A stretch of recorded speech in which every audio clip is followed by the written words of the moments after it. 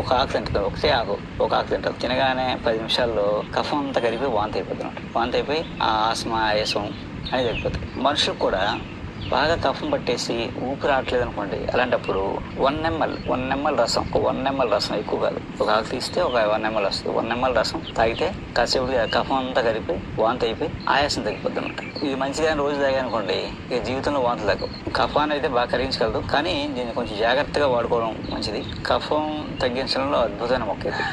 దీని పేరు, తెలుగు పేరు ఏంటంటే కక్కు పాల తీగ.